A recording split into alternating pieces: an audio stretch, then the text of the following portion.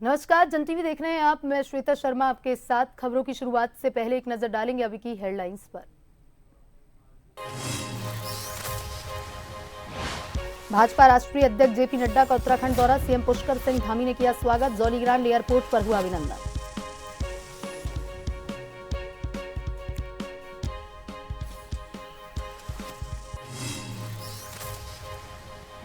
भ्रष्टाचार के खिलाफ सीएम धामी की मुहिम, उत्तराखंड विजिलेंस बीते एक सप्ताह में 5 घूसखोरों को कर चुकी गिरफ्तार। मुख्य कोषाधिकारी से लेकर राजस्व विभाग के नाजिर तक शामिल।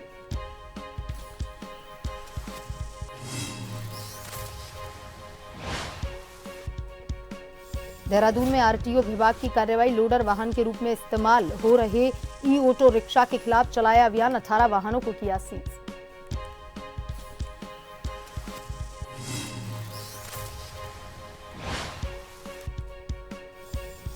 उत्तराखंड में जल्द दस्तक देगा मानसून, चारधाम यात्रा के लिए रहता है चुनौती। पीडब्ल्यूडी सचिव ने तैयारियों की ली जानकारी, कहा मशीनों और मैन पावर को धरातल पर किया जाए डिप्लॉय।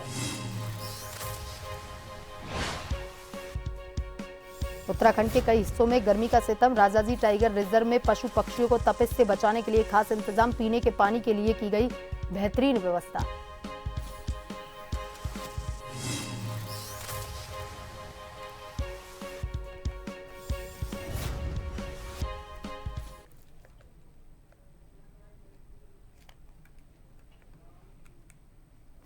और अब खबरें विस्तार से।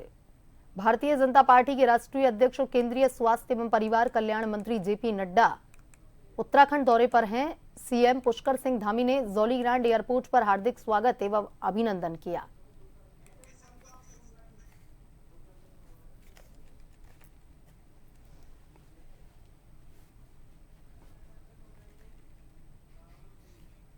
और इसी खबर पर ज्यादा जानकारी के साथ हमारे संवाददाता एसएन पंत फोन लाइन पर जुड़ चुके हैं। एसएन पंत, भारतीय जनता पार्टी के राष्ट्रीय अध्यक्ष और केंद्रीय स्वास्थ्य एवं परिवार कल्याण मंत्री जेपी नड्डा उत्तराखंड के दौरे पर आए हैं, क्या कुछ कार्यक्रम यहां रहने वाले हैं?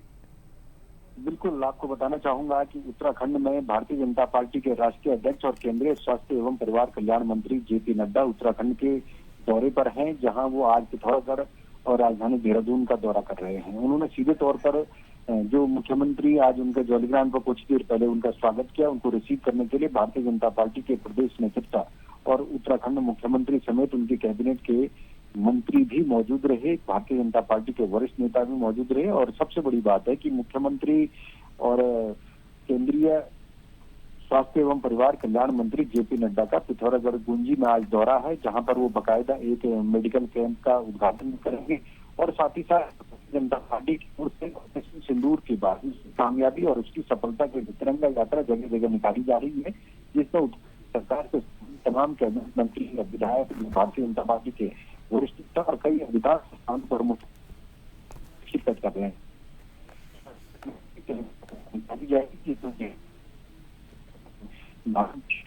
सबसे बड़ी बात है, केंद्रीय नेतृत्व जब भी उत्तराखंड दौरे पर आता है तो संगठन और सरकार के बीच में बेहतर तालमेल की जो और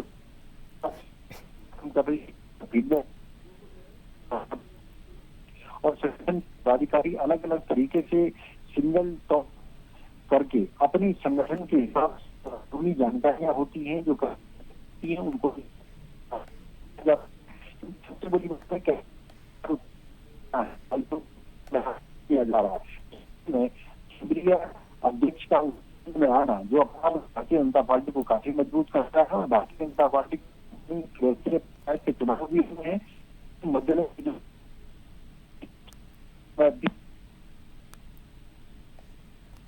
रखा जाएगा संगठन के लिए आशीर्वाद। जहां तक सरकार का सवाल है तो केंद्रीय स्वास्थ्य मंत्री के तौर पर अगर देखें, जेपी नड्डा उत्तराखंड की सरजमी पर हैं और भारत सरकार और राज्य सरकार के बीच बेहतर तालमेल हो, राज्य सरकार अपनी आवश्यकताओं के अनुरूप जो स्वास्थ्य सेवाओं में इजाफा करना चाहती है। भारत सरकार के मदद के तौर पर जो भी टेलीस्कोपी या टेलीमेडिसिन के क्षेत्र में आगे बढ़ाना चाहती है, एयर एम्बुलेंस के क्षेत्र में आगे बढ़ाना चाहती है, या जो एम्स के अलग ब्रांचें खुलने की जो मांग है उसको लेकर के भी बातचीत हो सकती है।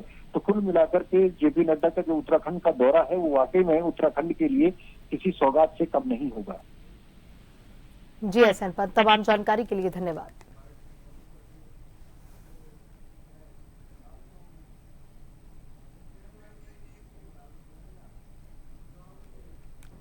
उत्तराखंड में मानसून सीजन अब ज्यादा दिन दूर नहीं है। बंगाल की खाड़ी तक मानसून पहुंच चुका है और अब कुछ ही वक्त बचा है जिसके बाद उत्तराखंड में भी मानसून दस्तक देगा। मौजूदा हालातों की बात करें तो उत्तराखंड में चारधाम यात्रा भी सुचारू है और मानसून सीजन यात्रा के लिए एक बड़ी चुनौती हमेशा से ही रहा है, जिसको देखते हुए पीडब्ल्यूडी सचिव पंकज पांडे और पीडब्ल्यूडी की तैयारियों को लेकर जानकारी दी गई। पीडब्ल्यूडी सचिव के अनुसार मानसून आते ही समस्त मशीनों और मैन पावर को धरातल पर डिप्लॉय कर दिया जाएगा। जो लैंडस्लाइड जोन उत्तराखंड में मौजूद हैं उनके बारे में पहले से ही जानकारी जुटाई जा रही है ताकि समय रहते सभी तैयारियों को पूरा किया जा सके। यात्रा पर मानसून का कोई असर ना हो, इसके लिए पीडब्ल्यूडी विभाग पूरी तरह से तैयार है।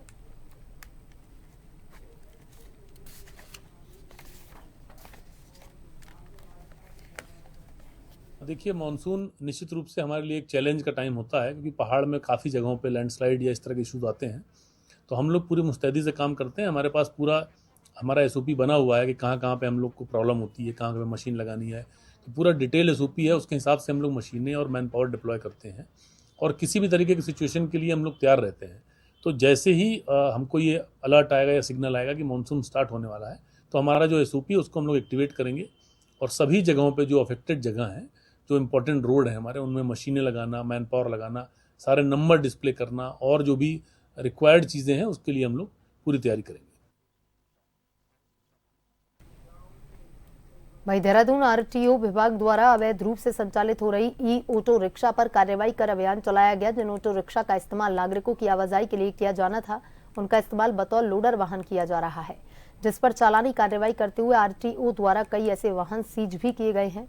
आरटीओ प्रवर्तन अनीता चमोला ने बताया कि ऐसे 62 वाहनों के ऊपर कार्रवाई की गई है, जिसमें 18 वाहनों को सीज भी किया गया है।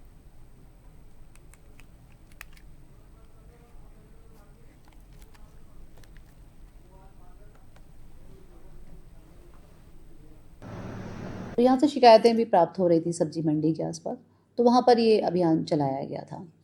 और साथ ही ये भी है कि अगर जो उस क्षेत्र में इस तरह के ई रिक्शा और ई ऑटो चल रहे हैं जो कि पैसेंजर के लिए हैं लेकिन गुड्स ले रहे हैं, तो उनकी अपेक्षा जो गुड्स में, क्योंकि ई कार्ट भी आता है, ई कार्ट जिसमें कि आप इसी तरह का होगा, ऑटो इलेक्ट्रिक ही होगा, लेकिन साथ में उसमें आप केवल गुड्स कैरी कर सकते हैं, तो वो कम अपेक्षा के अनुरूप बहुत कम संख्या में रजिस्टर्ड हो रहे हैं।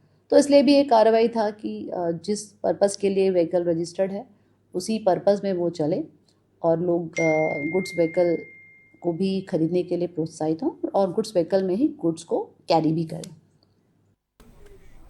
बीते एक सप्ताह में उत्तराखंड विजिलेंस 5 आरोपियों को घूसखोरी के आरोप में गिरफ्तार कर चुकी है। इसमें मुख्य कोष अधिकारी से लेकर राजस्व विभाग के नाजिर तक शामिल है। भ्रष्टाचार के खिलाफ जारी सीएम पुष्कर सिंह धामी की इस मुहिम को देश भर में सराहना मिल रही है। सीएम के 3 साल के कार्यकाल में 150 से अधिक घूसखोरी करने वाले सरकारी कर्मचारी और अधिकारियों को जेल की सलाखों के पीछे भेजने का कार्य किया। गृह सचिव शैलेश वगोली ने बताया कि सीएम पुष्कर सिंह धामी के निर्देश पर लगातार भ्रष्टाचारियों की कमर तोड़ने का कार्य किया जा रहा है।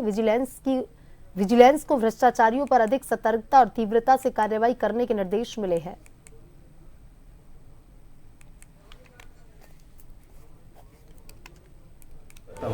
इसमें देखिए, माननीय मुख्यमंत्री जी के स्पष्ट निर्देश हैं कि इस तरह की जो गतिविधियां हैं, भ्रष्टाचार हो रहा है, उसको किसी भी दिशा में बर्दाश्त नहीं किया जाएगा और काफ़ी सारी कार्रवाई जो है इसमें विजिलेंस डिपार्टमेंट के द्वारा की जा रही है। और कल भी माननीय मुख्यमंत्री जी ने ये निर्देश दिए थे कि इस कार्रवाई को सतत रूप से जारी रखा जाए और इसमें और तेजी और इसको और प्रभावी ढंग से किया जाए। अगर आपको तितलियों का संसार देखना है तो उत्तराखंड के भीमताल में स्थित बटरफ्लाई म्यूजियम में जरूर घूमिए। यहाँ देश ही नहीं बल्कि विदेशों से भी पर्यटक रंग बिरंगी तितलियों को देखने के लिए आते हैं। इस म्यूजियम में देशी विदेशी तितलियों का संग्रहालय है। यह अनोखा संग्रहालय बटरफ्लाई रिसर्च सेंटर के रूप में भी जाना जाता है, जहाँ भारी संख्या में वन्य जीव प्रेमी और शोधार्थी इस संग्रहालय में मौजूद तितलियों के बारे में जानकारी भी हासिल करते हैं। बटरफ्लाई रिसर्च सेंटर को भारत के बटरफ्लाई मैन के रूप में प्रसिद्ध फ्रेडरिक स्मिथसेक सीनियर और उनके बाद बेटे पीटर स्मिथसेक आगे बढ़ाने का काम कर रहे हैं, जहां रिसर्च सेंटर में करीब 4000 तितलियां किट पतंग को संग्रहित करने का काम किया गया। रिसर्च सेंटर की दीवारों पर आप विभिन्न प्रकार की तितलियों को देख सकते हैं, जहां संग्रहालय के रूप में इन्हें रखा गया है। कुछ तितलियां आपको ऐसी भी यहाँ दिखेंगी जो अब विलुप्त हो चुकी हैं। यही नहीं, इसमें ऐसी तितलियां हैं जो अपने आप में जहरीली होती हैं।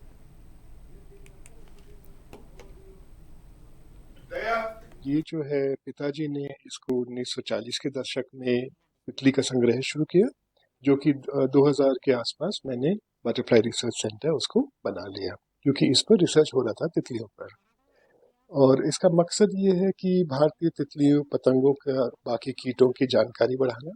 और अगर आप दुनिया के उत्तरी में जाओ, आर्कटिक सर्कल में जाओ, तो अगर मौसम सुधरा नहीं तो कोई तितलियां हैं जो 2-3 साल तक प्यूपल स्टेज में रह सकते हैं, और जब अनुकूल ब्रेक के बाद एक बार फिर से आपका स्वागत है। आइए बढ़ते हैं खबरों की तरफ। उत्तराखंड के देहरादून स्थित तयूनी में राजाजी टाइगर रिजर्व के पशु पक्षियों को चिलचिलाती गर्मी में तरोताजा रखने के लिए खास इंतजाम, पीने के पानी की बेहतरीन व्यवस्था की गई है। बढ़ती गर्मी से न सिर्फ इंसान बल्कि पशु पक्षी भी राहत चाह रहे हैं।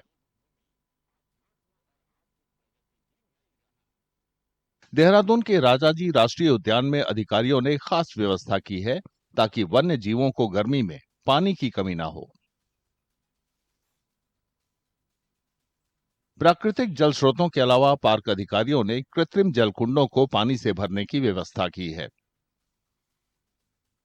तो वाटर मैनेजमेंट में हम लोग प्रयास करते हैं कि पीक समर सीजन में या सूखे सीजन में हम लोग जो है पानी की उपलब्धता हमारे जंगली जानवरों के लिए कराएं।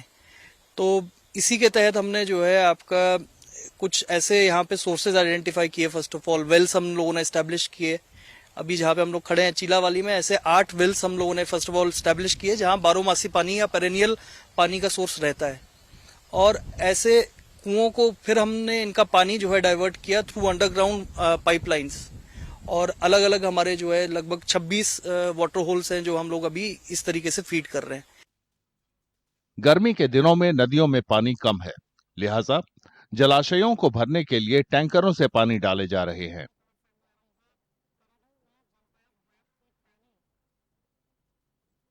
गर्मी में मैं कहूंगा कि वाटर ही मेन हमारा प्रॉब्लम रहता है, पानी की उपलब्धता कराना या जल संसाधन हमारे, क्योंकि जो है आप देखते हैं कि वाटर टेबल में भी थोड़ा गिरावट आता है।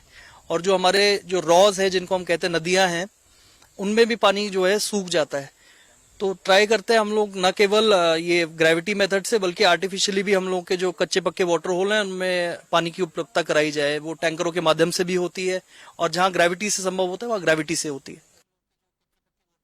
जानकारों ने बताया कि राष्ट्रीय उद्यान में पानी के बंदोबस्त के लिए की गई पहल वन्य जीवों के लिए बेहद जरूरी है। गर्मी में उद्यान के जानवरों और चिड़ियों को पानी की पर्याप्त आपूर्ति से वे स्वस्थ और सुरक्षित रहेंगे। वन्य जीवों पर जलवायु परिवर्तन का असर देखते हुए गर्मी में पानी का बंदोबस्त करना जरूरी हो गया है।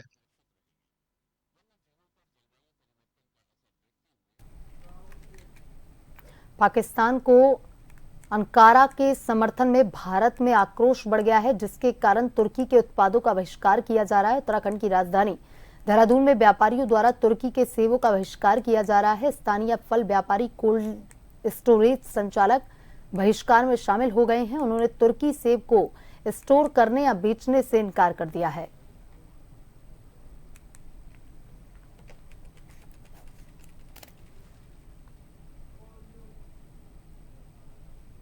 सही अच्छा कारण है कि विरोध ही होना चाहिए। ऐसे जब जो टर्की ने पाकिस्तान का साथ दिया इसी वजह से उसका बहिष्कार हो रहा है और अच्छी बात है, बहिष्कार करना अच्छी बात है। क्या हो गया है कि आप बता रहे हो कि मार्केट ठीक है, अब उसको रिप्लेस कौन से सही कर सकते हैं? क्योंकि आप रिप्लेस अभी कश्मीर है, सीए स्टोर, और हिमाचल भी है, उत्तराखंड का लोकल भी है, ऐसा कुछ नहीं है, मतलब हो जाएगा। थोड़ा सा इम्पोर्टेड ही है, थोड़ा क्वालिटी इशू आ जाएगा, लेकिन फिर भी पुरताई हो जाएगी। नहीं, स्टोर है मेरे पास, तो मेरे पास इम्पोर्टेड सामान बहुत आता है, तो लेकिन हमने 3-4 दिन पहले ही सबको बोल दिया कि टर्की के सामान हम लोग रखेंगे नहीं, स्टोर में भी रखेंगे हम सामान। तो अब यहाँ पे देखिए, आप गाड़ी खड़ी हुई है, यहाँ पे टर्की के सामान हम चेक करके भेज रहे हैं। टर्की सामान है तो हम उसको अंदर नहीं रख रहे हैं यहाँ पे। इंडिया में बहुत सेब है, न्यूजीलैंड से सेब आ रहा है और अपना साउथ अफ्रीका से आ रहा है गाला। बहुत सेब है, सेब की कमी नहीं है। तुर्की से कोई अगर सेब नहीं आया तो इंडिया में कोई फर्क नहीं पड़ता। इंडिया में अपने पास ही बहुत प्रोटेक्शन है। ऑपरेशन सिंदूर में भारतीय सेना के अदम्य पराक्रम और शौर्य प्रदर्शन के सम्मान में लोहाघाट में विशाल तिरंगा यात्रा निकाली गई। रैली का आयोजन भाजपा की ओर से किया गया। इस दौरान हजारों लोगों ने रैली में प्रतिभाग कर पाकिस्तान मुर्दाबाद के नारे लगाए। शनिवार को लोहाघाट के सरस्वती शिशु मंदिर प्रांगण से मीना बाजार, श्रीता माता मंदिर, स्टेशन बाजार, खड़ी बाजार होते हुए विशाल तिरंगा यात्रा का आयोजन किया गया। इस दौरान इस यात्रा में भाजपा कार्यकर्ताओं के साथ पूर्व सैनिक संगठन, नगर के समस्त स्कूली बच्चे, महिला, आंगनबाड़ी कार्यकर्ताओं ने बढ़ चढ़कर प्रतिभाग किया।